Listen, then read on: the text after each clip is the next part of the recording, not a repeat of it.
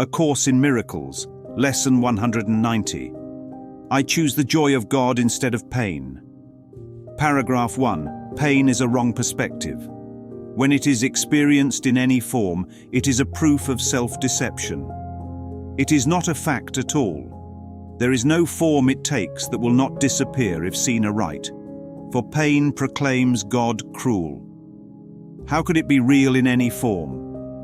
It witnesses to God the Father's hatred of his Son, the sinfulness he sees in him, and his insane desire for revenge and death.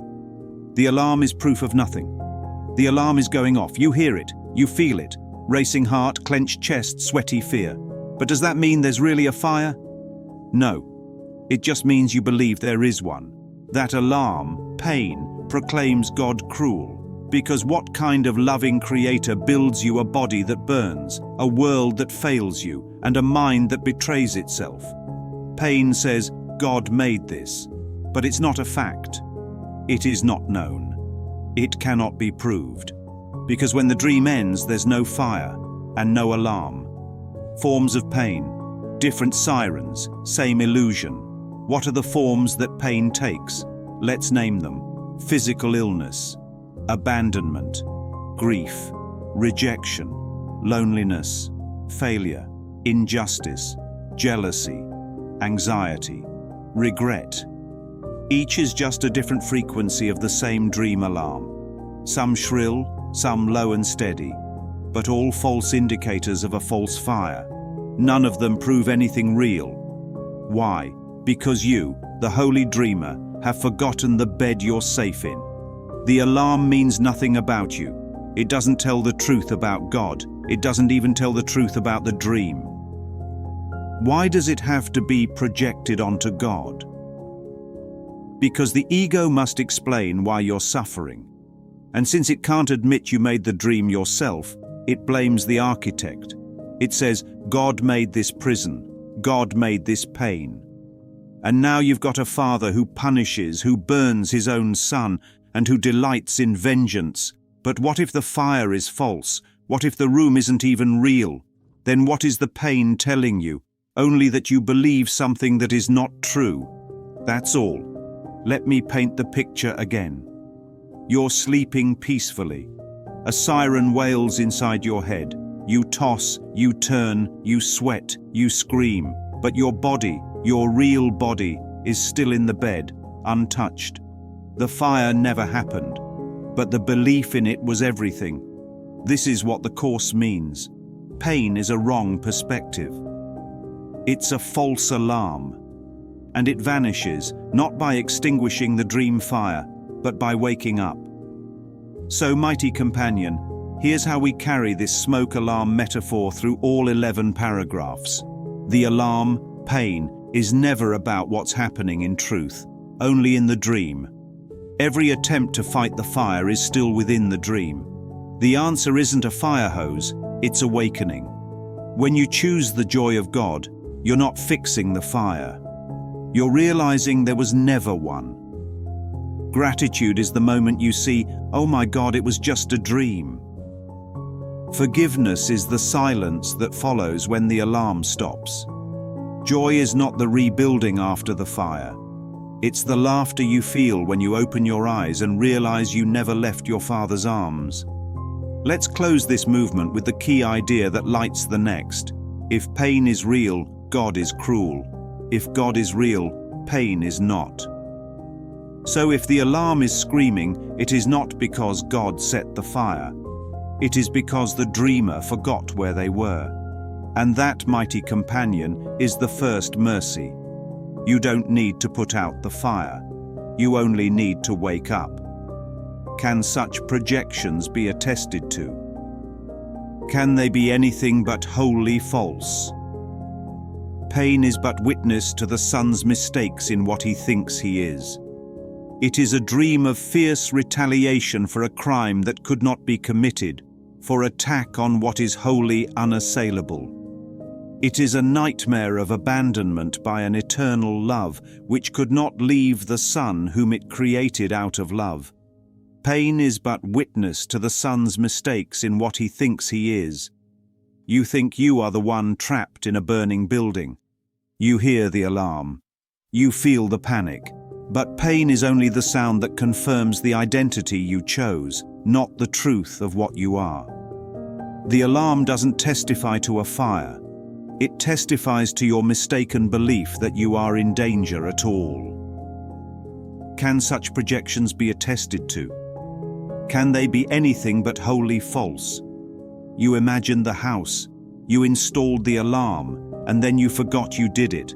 Now you point at the noise and say, "See, the world is on fire," but you are pointing at your own speaker. Can that be attested to? Can an illusion confirm itself? It is a dream of fierce retaliation for a crime that could not be committed, for attack on what is wholly unassailable. What is retaliation? It's the belief that you've been wronged and must strike back. But what if the one you think you've wronged is God? And what if he is invulnerable? Then you are running from a punishment that isn't real, for a crime that wasn't possible, from a fire that never happened. You set the alarm because you think judgment is coming, but the one you imagine retaliating has never condemned you. It is a nightmare of abandonment by an eternal love which could not leave the Son whom it created out of love. And now you lie in your dream, the room glowing red from the flashing sirens, whispering, "God left me. I am alone. I must suffer now." But God never moved. He didn't run from you. He didn't strike you. He didn't abandon you in a burning house. You are still in his arms, dreaming of smoke. And what did he create you out of? Not fear, not punishment, not tactics or tests. He created you out of love. Not with love as an ingredient, as love itself. No smoke, no alarms, just light. So let's be clear. Pain is not punishment. It is not divine correction. It is not the work of God. It is the alarm bell of an identity crisis. It is the echo of a mind that believes it is guilty, even when it is not. It is the sound of running from love. That, mighty companion, is how the smoke alarm in a dream continues to wail in paragraph 2. It confirms not a fire, but a false identity. It screams not about God's wrath, but about the belief that wrath is coming. It rings not because you are in danger, but because you forgot you're safe. Pain is a sign illusions reign in place of truth. It demonstrates God is denied, confused with fear, perceived as mad, and seen as traitor to himself. If God is real, there is no pain. If pain is real, there is no God. For vengeance is not part of love, and fear, denying love and using pain to prove that God is dead, has shown that death is victor over life. The body is the Son of God, corruptible in death, as mortal as the Father he has slain. We are still inside the dream house. The smoke alarm blares on, and now the course lifts the veil on what the mind must believe about God in order to make pain real. Pain is a sign illusions reign in place of truth. The alarm is sounding. That alone tells you you're not at peace. It doesn't prove there's fire. It proves that truth has been displaced in your awareness. Pain is the banner the ego plants to say, "This is real," but it's not real. It's a sign that something false has taken the throne. It demonstrates God is denied. You fall ill and believe it must be God's punishment. You lose someone and say, "Why would God do this to me?" You watch war, hunger, abuse and proclaim, "If there were a God, this wouldn't happen." This is denial. It says, "If this world is real, then God must not be." Or more insidiously, if God is real, he must be cruel. And so God is pushed out of the picture entirely, replaced by pain as the new authority. The smoke alarm becomes your God. The siren becomes the scripture. God is confused with fear. A child is taught, God is watching you. But instead of comfort, the child feels shame. He hides when he sins. He trembles in prayer. He believes God is a force that stalks him with a clipboard and a belt. This is fear masquerading as holiness. God becomes the source of anxiety. He's no longer the one who loves, he's the one who judges. And so the alarm becomes a warning. God is coming, and he is not pleased. God is perceived as mad. You read stories where God demands the death of a child, where he drowns the world to punish it, where he sends his only son to suffer, bleed, and die just to satisfy his own rage. This is madness. You'd call any human ruler who did this a psychopath, yet many call this love. God becomes a mad king, impossible to predict, impossible to please. The fire alarm now becomes a siren from a lunatic asylum. And we believe this is divine. God is seen as traitor to himself. You are told that God is love, but he creates hell. You are told that you are his beloved son, but he throws you into a world of death, disease, betrayal, and fear. What kind of creator turns against his own creation? To believe in pain is to believe God has betrayed his own essence. He made you, then cast you out. He said, "You are mine," then hurled you into a meat sack and left. That is betrayal. That is the story we tell when we believe pain is real. If God is real, there is no pain. If pain is real, there is no God. This isn't poetry. It's not metaphor. It's math. They cannot coexist. You must choose your God, the siren or the silence. For vengeance is not part of love. Vengeance and love cannot occupy the same throne. There is no such thing as divine punishment. If punishment exists, it cannot be from love. And if love exists, punishment must be fiction. And fear, denying love and using pain to prove that God is dead, has shown that death is victor over life. Look at the world. Pain parades around as the ultimate proof. God is dead. This is Nietzsche, Darwin, and Freud wrapped together. But it's also a child crying alone in a hospital bed. It's a broken man kneeling by a fresh grave. It's every moment where death seems to win. And pain screams, "Where is your God now?" But it is a false victory, a dream within a dream. Death cannot defeat what cannot die. The body is the Son of God, corruptible in death, as mortal as the Father he has slain. This is the ultimate reversal.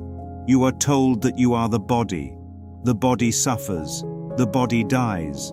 And so, by this logic, God must die too, for he is your source.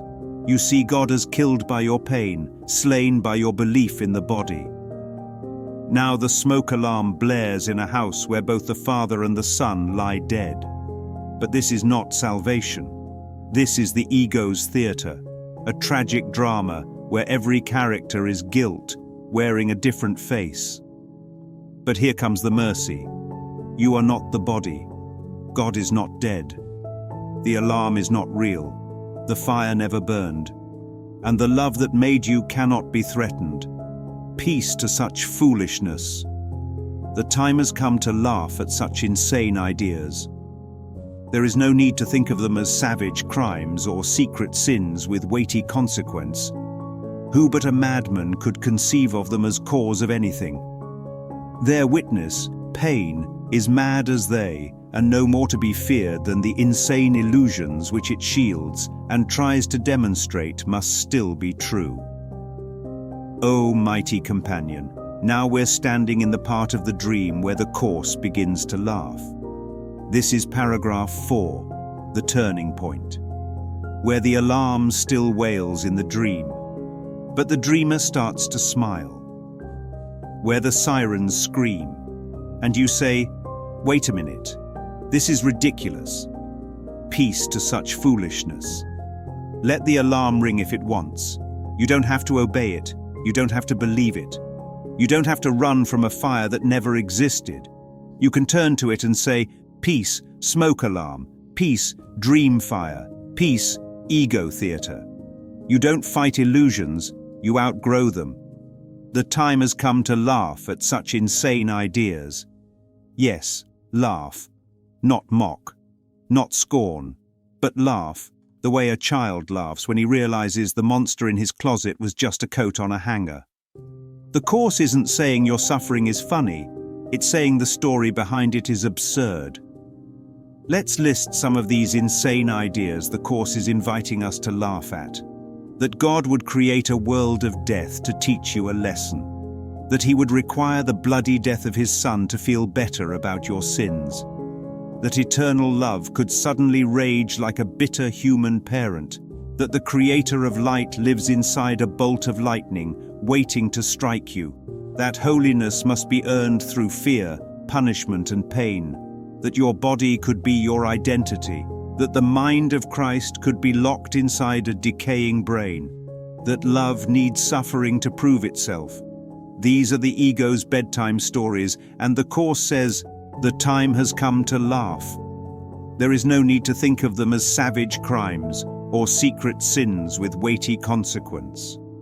You are not on trial. There is no black-robed judge in the sky with a list of your offenses. You didn't commit some cosmic felony, you just fell asleep. And now, in the dream, you're afraid you murdered God. But it never happened. The Course says, don't moralize your mistakes. Don't turn error into evil. Don't make a nightmare into theology. This isn't divine court, it's just a dream. Who but a madman could conceive of them as cause of anything? Let's be honest, who but a madman would look at a world of pain and say, God must have done this? Who but a madman would believe that eternal, unchanging love would throw his own child into war, cancer, betrayal, aging, and then call it divine? This isn't sanity, this is projection. This is the ego using the smoke alarm to justify the nightmare, and then telling you to worship the noise. So yes, mighty companion, he's a lunatic, a nutcase, a wingnut, a screwball preacher declaring that pain proves God is holy. He's the false prophet of fear, and his witness. Their witness, pain, is mad as they, and no more to be feared than the insane illusions which it shields and tries to demonstrate must still be true. Pain is not the proof, it's the performance. The alarm is not the truth, it's the soundtrack of self-deception. It doesn't mean there's a fire, it means you still believe in the dream of punishment. But here's the truth.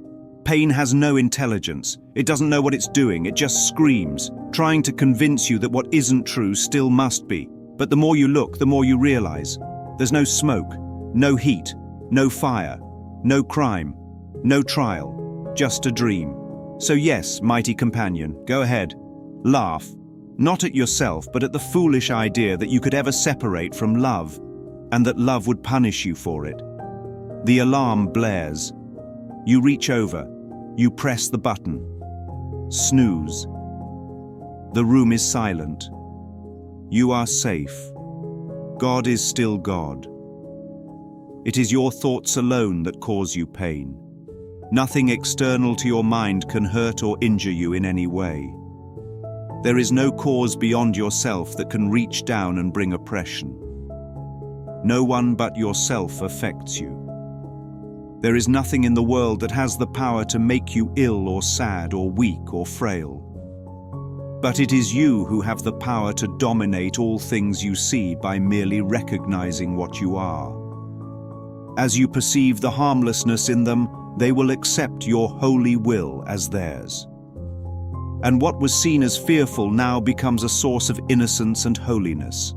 This is paragraph 5, and the Course does not play with soft language here. It puts it straight on the table. It is your thoughts alone that cause you pain. Now that's either the most liberating or the most offensive sentence the ego has ever heard. But it's not ambiguous. It is your thoughts alone that cause you pain. Not their words, not your diagnosis, not the rent being late, not what they did to your childhood, not what your boss said, not the funeral, the heartbreak, the betrayal, just your thoughts. Thoughts don't come from the world. Thoughts don't come from your mother. Thoughts don't come from your ex. They arise from one place only, your mind. That's it. Not your brain, Your mind. Your holy dreaming mind. Nothing external to your mind can hurt or injure you in any way. So what are we doing fearing external things? If it's not in your mind, it's not your problem. If it's not in your mind, it has no access to you. You can stand in the middle of a burning battlefield and be untouched. You can sit in a hospital room surrounded by machines and sterile beeping and feel perfect peace, because pain doesn't come from there. It doesn't come from out there. It never has. There is no cause beyond yourself that can reach down and bring oppression. What is oppression? It's the illusion that something stronger than you is sitting on your chest. A boss, a diagnosis, a memory, a bill, a headline. But the Course says nothing reaches down to press you because there is no down. You are not below anything. You are the dreamer of the dream, not the character trapped in it. No one but yourself affects you. That's it. Victimhood, cancelled. That's your spiritual emancipation. No one but yourself. Not your abuser, not your betrayer, not the racist, not the killer, not the father who left. No one. Now that could sound cold if misunderstood, but it's the most merciful thing ever spoken. Because if no one but you affects you, then no one but you needs to be healed. And if healing is internal, then peace is always available. There is nothing in the world that has the power to make you ill or sad or weak or frail. This dream cannot press you. The siren cannot burn you. The image of fire on the TV can't touch you. You say, "But I feel pain, I feel sick, I feel devastated." Yes, you do feel those things, but not because of what happened, because of what you believed about what happened. But it is you who have the power to dominate all things you see by merely recognizing what you are. Now here it comes. Dominate. Not with force, not with ego power, but with recognition. You don't fight illusions. You see through them. You don't dominate with resistance. You dominate by waking up. A Chrysler 300 may look like a Maybach from a distance. It may even drive like it, until the real Maybach rolls up. And suddenly all pretense fades. The illusion can't stand in the presence of the original. You are not pretending to be holy. You are holiness. And the illusion of weakness collapses at the recognition of your true identity. As you perceive the harmlessness in them, they will accept your holy will as theirs. What does that mean? It means when you see the world without threat, the world stops threatening. The hospital room, peaceful. The angry neighbor, forgiven. The terrifying diagnosis, powerless. Because when you see it with Christ's vision, it mirrors your holiness back. And what was seen as fearful now becomes a source of innocence and holiness. Yes, now the burning building is seen as a movie set. The monster is just foam and paint. The nightmare is just ink on a script. And the alarm that once screamed judgment is silent. You walk through your world, not changing it, but seeing it right. And when the world is seen rightly, it stops attacking you, because you never attacked it. You remember, you are not in the dream, you are dreaming it. So, mighty companion, paragraph 5 is the mercy in the mirror. You have never been weak. You were only misidentified. You were looking at yourself through the ego's cracked lens. And now, you put the lens down, and everything clears. My holy brother, think of this a while. The world you see does nothing. It has no effects at all. It merely represents your thoughts. And it will change entirely as you elect to change your mind and choose the joy of God as what you really want. Yourself is radiant in this holy joy, unchanged, unchanging, and unchangeable, forever and forever. And would you deny a little corner of your mind its own inheritance, and keep it as a hospital for pain, a sickly place where living things must come at last to die. That's not just paragraph 6. That's a mirror held up to the whole dream. My holy brother, think of this a while. This is not casual. This is Jesus pulling up a chair, saying, let's pause, let's look, let's really consider what's happening here. No drama, just clarity. Because what he's about to say undoes the entire belief in victimhood. The world you see does nothing. It has no effects at all. Nothing. Nada. Zilch. The war, the divorce, the diagnosis, the bank account, nothing. Why? Because the world is not a cause. It is the effect. So saying the world did something to you is like saying your reflection in the mirror slapped you. It merely represents your thoughts, and there it is. The projector metaphor lights back up. Your thoughts are the real. The world is the screen. The smoke alarm is still going off, but it was wired to your mind. It doesn't go off by itself. It never did. Everything you see is your own mind in symbolic form. So if you feel abandoned, you will see betrayal. If you feel guilty, you will see punishment. If you feel unworthy, you will attract rejection. Not because the world is attacking, but because you are dreaming. And it will change entirely as you elect to change your mind and choose the joy of God as what you really want. Here's the beautiful part. You're not trapped. You're not stuck. You're not fated to suffer. You have the power of election. You get to vote every moment for pain or joy, guilt or innocence, punishment or peace. Not because you're powerful in the world, but because the world is not powerful at all. It bends to your mind. Your self is radiant in this holy joy, unchanged, unchanging, and unchangeable forever and forever. Read that again. Not your ego, not your self-image, yourself. Capital S, what God created. It is untouched by the dream, unaffected by time. It doesn't age, it doesn't suffer, it doesn't panic when the smoke alarm goes off. It knows this is just a dream, and yourself never left the light. And would you deny a little corner of your mind its own inheritance? This line is surgical. The ego isn't the whole mind, it's just a little corner. A small dark closet in a vast palace of light. But what does it want to do? Shut the door, turn off the light, play the same sad movie on repeat. I was betrayed. I am broken. I am guilty. I am unworthy. And what's in that little corner? Your denied inheritance, your joy, your peace, your resurrection, the part of your mind that still knows God. And keep it as a hospital for pain, a sickly place where living things must come at last to die. Now the image turns sobering. This hospital for pain is the ego's favorite metaphor. A place of endless triage, where no one heals but everyone limps. A spiritual ICU where joy is sedated, forgiveness is on life support, peace is monitored but never released.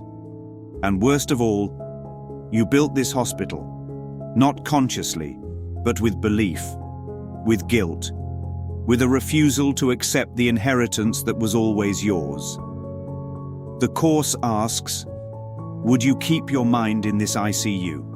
Would you let joy die just to prove your story is true? Because pain doesn't come from outside. The world isn't the cause. The hospital isn't the sentence. The body isn't the identity. It's all a little corner of your mind, and it can be opened right now. The world is not the fire. The world is the smoke. And you are the dreamer of it all. You don't have to fight it. You don't have to fix it. You don't have to suffer in it. You only have to wake up and say, I want the joy of God instead of pain. That's it. That's the turning point. That's the Course's version of a jailbreak. The world may seem to cause you pain, and yet the world as causeless has no power to cause. As an effect, it cannot make effects. As an illusion, it is what you wish.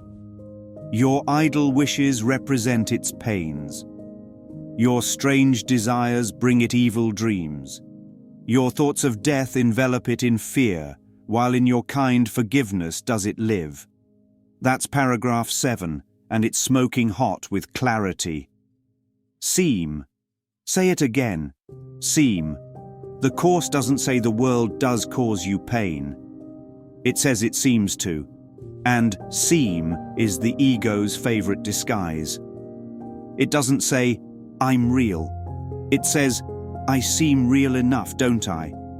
Like a wax fruit on the table. Looks juicy, feels firm, smells sweet. But bite into it and your teeth hit deception. That's the world. It seems to hurt you.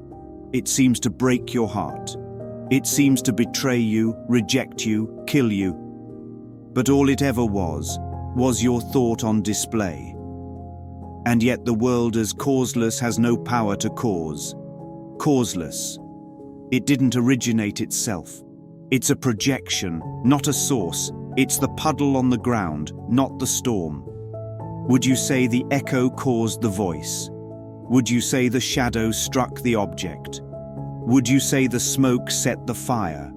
No, mighty companion. Effect cannot cause. The course is literally dragging the ego's logic out in public and laughing at it.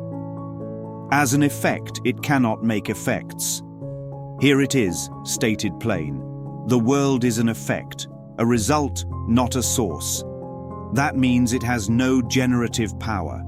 It doesn't create, it reflects. You don't get peace by altering effects. You get peace by changing the cause.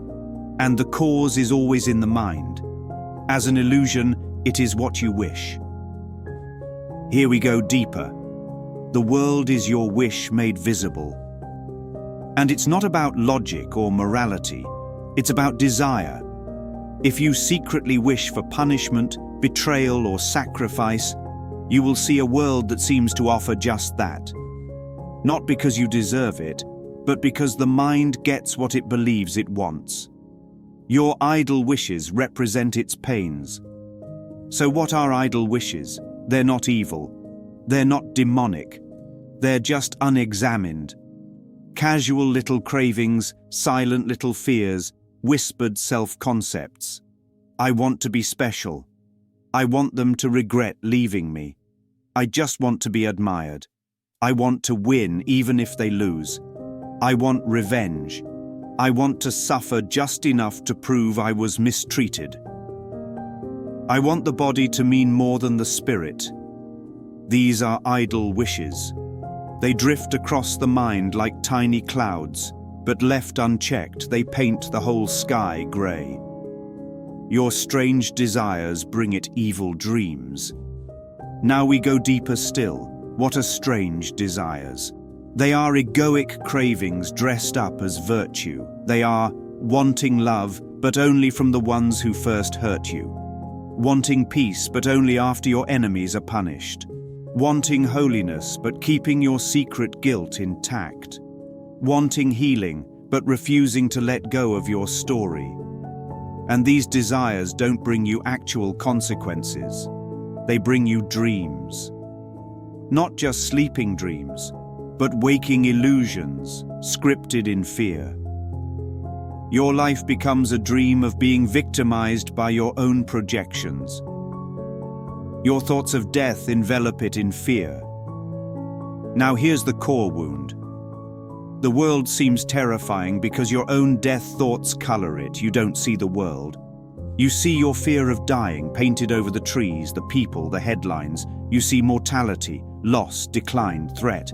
And then you say, see, this world is terrifying. But the fear came first.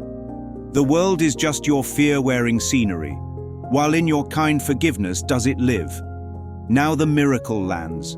The world you made in fear can be retranslated by love, not by fighting it, not by fixing it, but by forgiving it.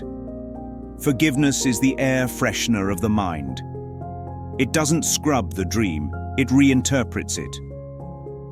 And now the world lives, not as a battlefield, but as a classroom, not as a trap, but as a symbol, not as a punishment, but as an invitation. So what's the takeaway, mighty companion? The world you fear is the dream of your own hidden desire. The chaos you see is the mirror of what you think you are. The moment you forgive, the mirror shatters. And what was death becomes life.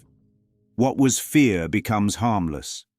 What was pain becomes nothing at all. The smoke alarm? Still there maybe, but you no longer leap to obey its scream. You smile, you press the button, and keep dreaming gently until you wake. Pain is the thought of evil taking form and working havoc in your holy mind. Pain is the ransom you have gladly paid not to be free. In pain is God denied the Son he loves. In pain does fear appear to triumph over love, and time replace eternity and heaven. And the world becomes a cruel and a bitter place, where sorrow rules and little joys give way before the onslaught of the savage pain that waits to end all joy and misery. O mighty companion, we have arrived at the threshold of the ego's altar. This is where pain kneels, dressed as holy, but the course rips off the veil. This is paragraph 8, and it is not a soft whisper. It is a thunderclap. It shows us pain not as a feeling, but as a belief system. A complete thought structure designed to keep you bound. And the most insane part, you paid the price for it gladly. Pain is the thought of evil taking form and working havoc in your holy mind. Picture this. Your mind is a cathedral, open, holy, full of light, but now you hear footsteps, little shadows crawling through the pews, thoughts that whisper, "You're not good enough. You must suffer to prove you're sincere. Joy is dangerous. You better brace for loss."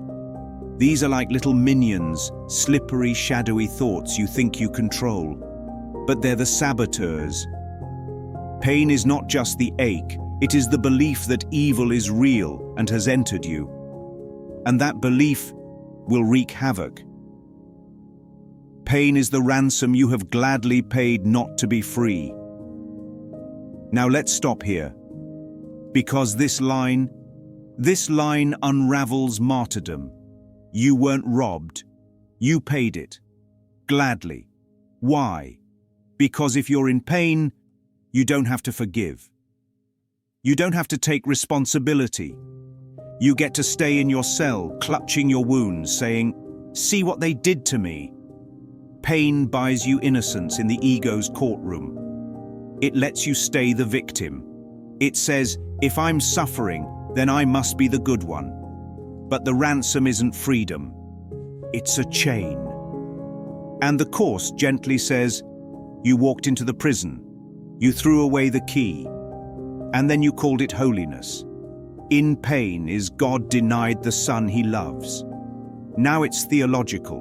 If you believe in pain, you are believing in a God who abandons his own child. Because if God is love, and if you are suffering, then one of two things must be true. Either God is not love, or you are not his son. That's what pain implies. Pain says, God left me. Pain says, God created this and calls it good. Pain says, I am unloved. And in that belief, you don't just deny God, you deny yourself. In pain does fear appear to triumph over love. The word again, appear. Fear can't actually win. But in the dream, it looks like it does. When the divorce is finalized, when the body flatlines, when the betrayal is discovered, when the grief feels endless, it appears that love has failed. It appears that fear won, but it didn't. Because the alarm isn't the fire. It's just the ego's soundtrack, trying to drown out the truth. And time replaces eternity and heaven. This is the substitution game. Pain keeps you stuck in time, waiting for healing, counting days since the trauma, anticipating future punishment, dreading the inevitable decay. But God doesn't deal in time. God is eternity. Pain says, this is all there is. Heaven says, you never left. And the world becomes a cruel and a bitter place where sorrow rules and little joys give way before the onslaught of the savage pain that waits to end all joy in misery. And now we arrive at the ego's masterpiece. A world governed by sorrow, where joy is rationed like food in a famine. You can laugh, but only for a while. You can love, but it will be taken. You can dance, but soon you'll be too old.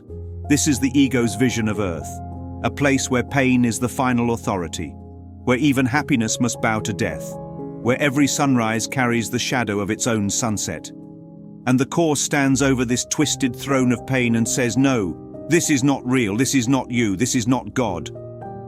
So, mighty companion, what is this paragraph truly saying? It says, pain is not a feeling, it's a theology, it's a belief system. It is the altar of the ego, and the sacrificial lamb is always you. But now you know, and now you can choose again. Lay down your arms and come without defense into the quiet place where heaven's peace holds all things still at last. Lay down all thoughts of danger and of fear. Let no attack enter with you. Lay down the cruel sword of judgment that you hold against your throat and put aside the withering assaults with which you seek to hide your holiness. O mighty companion, now we are in sacred stillness. This is paragraph 9, and it doesn't scream. It doesn't argue. It whispers like heaven breathing through the keyhole. The course is no longer explaining. It's inviting. It's saying, beloved, come home. But before you do, you must disarm.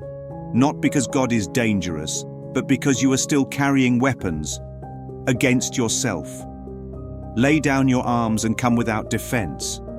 The war is over. There's no enemy left to fight, except the ghost in your own mirror, and even that was never real. Lay down your arms. Put down your theories. Put down your resentments. Put down the identity you built to survive a dream. No more rehearsed monologues. No more evidence folders. No more courtroom in the mind. Just come, unarmed, unprotected, undefended, because in your defenselessness, your safety lies. Into the quiet place where heaven's peace holds all things still at last. Not a quiet room, a quiet place inside you. This is not silence made by closing doors. This is silence that was always there, beneath the sirens and screams and swordplay. A quiet that holds everything, but tries to change nothing. Where the fire doesn't rage because it never began.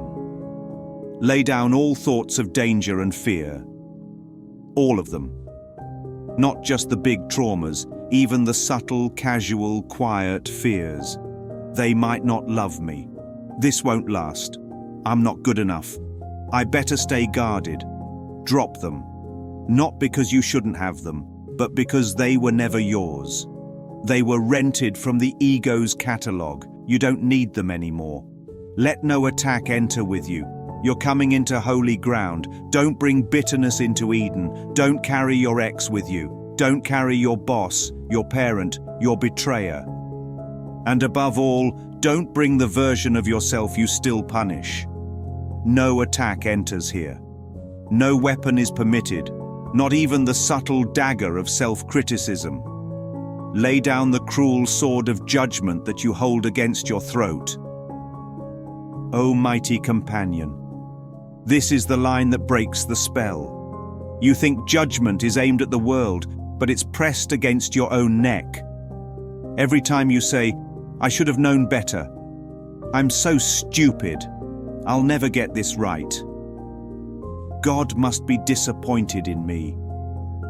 That's the sword of judgment, not just held, but held against yourself. And the course is not taking the sword from you. It's saying, beloved, why are you doing this to yourself? Just let it go, and put aside the withering assaults with which you seek to hide your holiness. Now we come to the big reveal. These attacks, They aren't about vengeance. They aren't about punishment. They are a hiding place. You wither yourself, shrink yourself, dry out your joy, because somewhere, deep in the split mind, you're still afraid of your light. To wither means to shrink under exposure. You're afraid of being seen as you truly are, so you cover yourself in, "I'm broken, I'm guilty, I'm too far gone." But these are camouflage, not identity. Where the Course gives the final choice, the only choice ever offered, illusion or truth, hell or heaven, pain or joy. And so again, we make the only choice that ever can be made. We choose between illusions and the truth, or pain and joy, or hell and heaven. Let our gratitude unto our teacher fill our hearts, as we are free to choose our joy instead of pain, our holiness in place of sin, the peace of God instead of conflict, and the light of heaven for the darkness of the world. Yes, mighty companion, yes. Now we bring it home. Now we pull back the curtain. This is paragraph 11, but it's more than a paragraph. It's the crescendo, the curtain call, the final invitation. And it doesn't go out to Greg the architect or Susie the surgeon. It doesn't speak to the version of you with a resume, a birth date, a backstory. This is not addressed to the body, not to the behavior, not to the personality that laughs too loud or holds grudges or likes pistachio ice cream. This is written to the dreamer of the dream, the decision maker in the mind, the one who sits behind the eyes and still holds the switch in his hand. Let's bring it all together with clarity and fire. And so, again, we make the only choice that ever can be made. The Course is not asking you to fix the world. It's not asking you to work on your traits. It's not asking you to refine your personality. It's not even talking to your personality. It's talking to you, the Holy Son of God, who forgot he's dreaming. And now this son is standing at the fork in the mind. Truth or illusion, joy or pain, heaven or hell. Not 1,000 choices, just one, always one. Repeated in different costumes, but always just one. We choose between illusions and the truth, or pain and joy, or hell and heaven. Let's strip it down. Illusion or truth? Do you want what is or what isn't? Pain or joy? Do you want to suffer or remember? Hell or heaven? Do you want your mind to feel like separation or like oneness? The Course doesn't moralize it. It doesn't threaten. It just offers. And you, as the dreamer, not the character, you choose. Let our gratitude unto our teacher fill our hearts. Ah, yes, the teacher, not the preacher, not the parent, not the personality, the inner teacher, the guide behind the veil, the still voice that never left you. This voice is not shouting at Seth or correcting Susie. It is not grading your behavior. It is not adjusting your habits. It is gently offering truth to the decision maker behind the mask. And when you recognize this, gratitude pours through you, not because you've been fixed, but because you've been found. As we are free to choose our joy instead of pain. The freedom isn't in the form. The freedom isn't in getting what the body wants. The freedom is in seeing that pain was never real, and joy has never left. Our holiness in place of sin. Not Susie's self-improvement plan, not Greg's moral record, but your true nature, which was never stained, never compromised, never hidden except by choice. The peace of God instead of conflict. Because conflict is always between illusions. One false self against another false self. One storyline clashing with another storyline. But the peace of God is not between, it is beneath. And you, the dreamer, can always return to it. And the light of heaven for the darkness of the world. This world, the projected screen, is only dark because you believed you were alone. Because you believed the dream was real. Because you forgot that God was still with you in the bed while the nightmare played on loop. But now, you flip the switch. and light floods back in. Who is this addressed to? The Course is not speaking to Bob the plumber, not to Susie the plastic surgeon, not to Greg the architect. Those identities are characters in the dream. They're costumes. And the Course has no interest in costumes. The one Jesus is speaking to is the one who chose the ego, the one who projected the world, the one who is still dreaming, the one who can choose again. That is the you behind all names, the one not born of flesh, the one not confined to gender or job or history. And that one right now is being invited to choose again. So let's close the lesson like this. Pain is not real. Joy is what you are. The world is not the cause. The mind is free. And the choice is now. No identity needs to be fixed. Only the dreamer needs to wake up. Let's choose joy, mighty companion. Let's remember who we are. Let's be done with the mask and rise as the light. That's lesson 190.